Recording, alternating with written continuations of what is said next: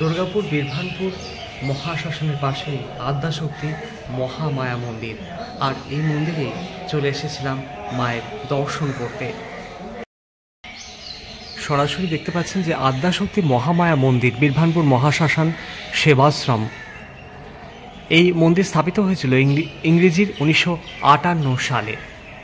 এবং মহামায়ার আপনাদেরকে দর্শন করিয়ে দিই।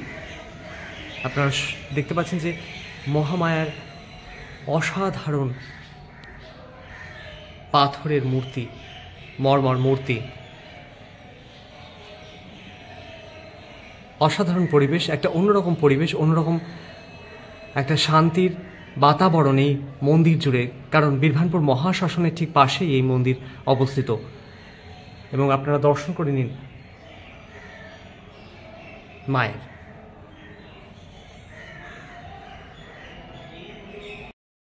রয়েছে মহাদেবের মন্দিরও, শিবলিঙ্গ রয়েছে, দেখতে পাচ্ছেন সরাসরি।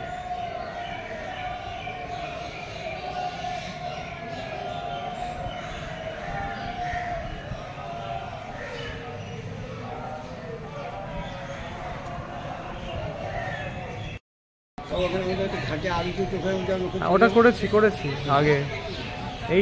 এইটা কি করা হয়েছে? এইটা সব জাতি ধর্মের একটা সিম্বল দিয়ে আছে। আচ্ছা, সব জাতি ধর্মের সিম্বল এখানে করা আছে, সিম্বলিক আর কি। হ্যাঁ, মানে স্বস্তিক থেকে শুরু করে সব চিহ্ন এখানে দেওয়া আছে, তাই তো? আচ্ছা, মানে এটা হঠাৎ করা হলো কেন? এটা মালয়ারি সম্প্রদায়ের একটা ধর্মসভা করার জন্য এখানে পরিকল্পনা নিয়েছে। এখানে 4 কোটি টাকা প্রজেক্ট। আচ্ছা, এখানে ওই যে ঘোরা টোরা বসার জায়গা হচ্ছে। আচ্ছা, এসে পড়াতে। এটা কি রিসেন্ট হয়েছে? আচ্ছা, এটা কি দিয়ে তৈরি করা হয়েছে মূলত? এটা প্লেট দিয়ে তৈরি করা হয়েছে। হ্যাঁ, প্লেট দিয়ে করেছে, এটাকে রং করা হবে। আচ্ছা আচ্ছা, এটাকে রং করা হবে। মানে কাজটা এখনো পুরো কমপ্লিট হয়নি? না, চলছে, ওইখানে চলছে। ওইদিকে কি হবে? বসার জন্য হবে, বসার জন্য আলাদা, মানুষজনের বসার একটা আলাদা, মানে বিশ্রামাগার টাইপের তৈরি করা হবে। আচ্ছা, মানে ওটা ঠিক এই পার্টটাতেই হবে, রাস্তার ধারে হবে। আচ্ছা, আর সবার সিম্বলিক এরকম করা হয়েছে, মানে মারোয়ারি সম্প্রদায়ভুক্তরাই এটা মূলত করিয়েছেন একসাথে এরকম করা। এটা রিসেন্ট হয়েছে নাকি? আচ্ছা, সব জাতি ধর্মের একটা সিম্বল রাখা হয়েছে, সেটা মানে অ্যাফিলিয়েটেড করে রাখা হয়েছে আর কি, যাকে বলে। খুব সুন্দর লাগছে, মানে খোদাই করা রয়েছে এক প্রকার।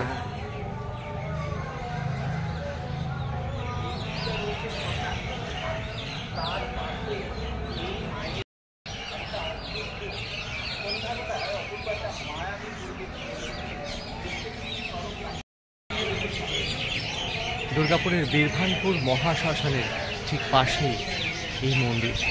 এবং জাগ্রত মায়ের কাছে যা মনস্কামনা পূরণের জন্য যারা যারা আসবেন তাদের মনস্কামনা পূরণ হয়, এমনটাই জানাবেন এই মন্দিরের সেবাই। এই যে দামোদরের ধারেই এই মহামায়া মন্দির, আমি দেখিয়ে দিলাম আপনাদেরকে। এবং এই মন্দিরের কিন্তু একটা অসাধারণ পরিবেশ, মায়ের অপরূপ রূপ আমি তুলে ধরলাম আমার এই ভিডিওর মাধ্যমে।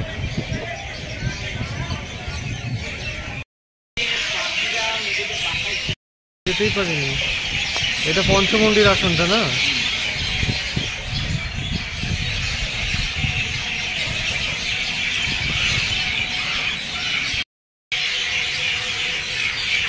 আর corporate social responsibility initiative of SAIL Durgapur steel প্ল্যান্টের তরফে 2010 সালে 16/9/2010 সালে বীরভানপুর বার্নিংঘাট আদ্যাশক্তি মহামন্দির সেবাশ্রম যে রয়েছে সেইটার কিন্তু ওয়েটিং রুম, টয়লেট, ড্রিঙ্কিং ওয়াটারের ব্যবস্থা এবং স্টেয়ার্স মানে সিঁড়ির, ঘাটে নামার সিঁড়ি, সেগুলো কিন্তু করা হয়েছে।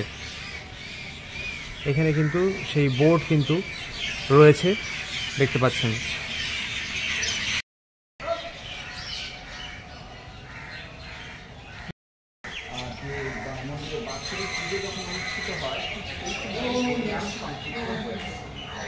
পুরো জায়গাটা আপনাদেরকে ঘুরিয়ে দেখায়, দেখুন জায়গায় জায়গায় এত সুন্দরভাবে আর চিত্রাঙ্কনের মাধ্যমে আপনি রাধারমণের মন্দির চত্বরটা বেশ কিন্তু পরিষ্কার।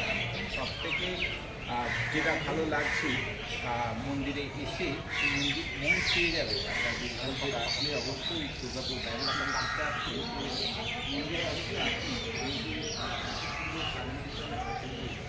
এইখানটাতে হরিমন্ত ঠিক একটা আশ্রমে ছিল, মানে আশ্রমের মতো খুব সুন্দর পরিবেশ।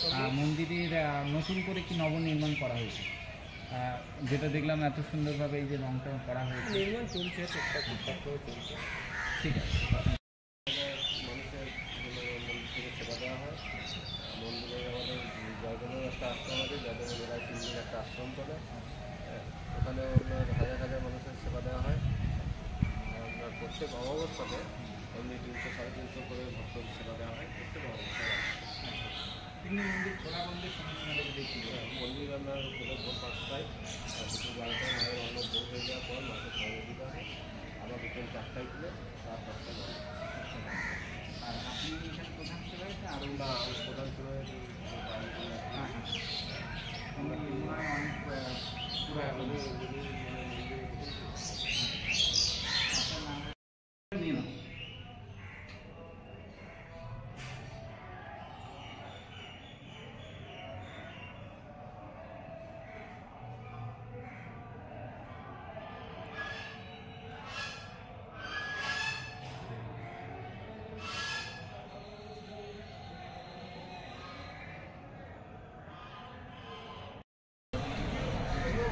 এই মন্দিরটার নামটা ফার্স্টে বলুন একদম।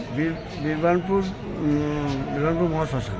আচ্ছা, এখন দুর্গাপুরে গোটা দুর্গাপুরে হয়ে গেছে। আগে বীরবানপুরে ছিল, এখন গোটা দুর্গাপুরের শ্মশানে একটাই।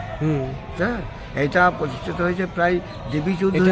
বীরবানপুর মহাশ্মশান আদ্যাশক্তি মা মন্দির বলে পরিচিত। আচ্ছা, আর এটা উৎপত্তি হয়েছে আমাদের যখন দেবী চৌধুরী ছিলেন তখন থেকে উনি প্রতিষ্ঠা করে গেছিলেন। আচ্ছা, আজকে মানে দেবী চৌধুরানীর হাত থেকে পুজো করে এইদিকে যেত ওরা, ওই ডাকাতি এইখানে পুজো করে ওরা বিহারে যেত। আচ্ছা, তখন থেকে এটা উৎপত্তি ছিল। তারপরে মাঝখানে কিছুদিন বন্ধ থাকার পর তারপর আমার গ্রামের লোকেরা ইয়ে করে যে আমরা এটা চালাবো, যখন বন্ধ কেন আছে তারপর থেকে গ্রামের লোকেরা এটা হাত দেয়। আচ্ছা, তখন থেকে চলছে। তো এটা যে সেবাশ্রম রয়েছে, এটা সেবাশ্রম কেন নাম? সেবাশ্রম বলতে এখানে সব জায়গায় জয়দেবে একটা সেবাশ্রম সেবা চলে। এখানে প্রতিদিন 10-12 জন 20 জন লোক সেবা করে। মায়ের ভোগ হয় দৈনন্দিন, যে 12টায় ভোগ হয়, ভোগ যে সাধু ফকির মানুষ যারা আসে আগে থেকে জানে আমার প্রসাদ খাবো, এই জন্য সবাইকে সেবা দান করা হয়। আর এটা কি পাথরের মূর্তি? পাথরের মূর্তি। আচ্ছা, এটা কি দক্ষিণাকালী? দক্ষিণাকালী মহাদেব সাহিত্য আছে। এবং এখানে আমাদের একটা সময় হয়, হ্যাঁ, বাৎসরিক রটন্তিকালী, মানে মাঘ মাসে হয়। মাঘ মাসে রটন্তিকালী পুজোর সময় আমাদের প্রতিষ্ঠা হয়েছে। আচ্ছা, এবং এখানে মায়ের এখানে বলি হয় না। আচ্ছা, মানে বলির পাঠাটা 4-5 মাকে প্রণাম করেছিল, যে সেই থেকে এখানে বলি বন্ধ হয়ে গেছে। বৈষ্ণব মধ্যে পুজো হয়। আচ্ছা, এটা কথিত আছে যে বলির পাঠা মাকে গিয়ে প্রণাম করেছিল রীতিমতো। হ্যাঁ, সেই থেকে যখন প্রথম প্রতিষ্ঠা হয়েছে, মানে 1958 সালে, 18 সালে, তখন থেকেই ছাদ থেকে ছাড়া পেয়ে 3-4 যে প্রণাম করেছিল। তখন যিনি মুখিয়া ছিলেন বললেন না, মা বৈষ্ণবী, মা পাঠা খাবে না, মা ছেড়ে দিচ্ছে, পাঠাটাকে ছেড়ে দেওয়া। ওই জন্য পাঠা সব বাঁধা রয়েছে, সব মানসিক যারা করে পাঠাগুলো ছেড়ে দেওয়া। আচ্ছা, মানে এনে ছেড়ে দেওয়া হয়, সংকল্প করে ছেড়ে দেওয়া, বলি হয় না। আচ্ছা, ওই তখন ওই যে বাঁধা রয়েছে দিকে সব। আর এর পাশাপাশি আর কি কি? মহাদেবের তো রয়েছে শিবলিঙ্গ, এছাড়া আর পঞ্চমুণ্ডী আসন আছে এখানে। আচ্ছা, পঞ্চমুণ্ডির আসন, ওই যে সামনে যেটা ওই যে হরিনাম সংকীর্তন হয় নাকি, ঘেরা রয়েছে, ওখানে ঘেরা দেওয়া রয়েছে। আচ্ছা, ওইটা পঞ্চমুণ্ডির আসন। হ্যাঁ, ওখানে আসন করা হয়। ওখানে কি হয়? ওখানে যারা তন্ত্রালাইনের লোক তারা ওখানে বসে, ওখানে আসনে বসে ওখানে সাধন ভজন করে। আচ্ছা, সংকীর্তন ওই দিন হয় 4 দিন 5 দিন ধরে কীর্তন বাউল। আচ্ছা, সেটা কি এখন শুরু হবে নাকি না আগে হয়ে গেছে?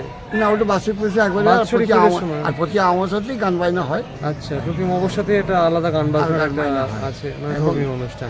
আপনি কতদিন ধরে সেবায়? আমি এখানে প্রায় 45 বছর আছি। আচ্ছা, আপনার নামটা একটু? আমার নাম শ্যামল আসাচ্ছি। আচ্ছা আচ্ছা, এবং ভক্ত সমাগম রটন্তি কালী পুজোর সময়, রটন্তি প্রতি অমাবস্যায় 4-500 লোক খায়, 4-500 লোকের সেবা দেওয়া হয়। হ্যাঁ, প্রতি অমাবস্যাতেই লোকজন আসে। আচ্ছা, এই চার ভান্ডারা চলে। আর পরিবেশটা একটা অন্যরকম পরিবেশ, যেহেতু একদম শ্মশানের পাশেই এই মন্দির, এটা একটা আলাদা মাত্রা যোগ করছে ভক্তদের মধ্যে এক প্রকার বলা যায়। এবং দূর দূরান্ত থেকে ভক্তরা আসে, দূর জায়গা থেকে পুজো দেয়। এবং জাগ্রত মা খুব জাগ্রত, মানুষ যারা মনে মনে মনোবাঞ্ছা পূর্ণ করে, পূর্ণ হয়ে পুজো দিয়ে যায়, আসছে সবাই। এখানে এখানে করতে চাই শিকড় বাকড় মাদুরি ফাদুরি এসব কিছু ব্যাপার থাকে না। মাকে সংকল্প করে যাও নিজে মনে মনে, যদি হয়ে যায় মাকে সে পুজো দিবে। আচ্ছা, এইটা আমাদের মায়ের ইয়ে আছে, প্রধান আছে। আচ্ছা, অনেক অনেক ধন্যবাদ।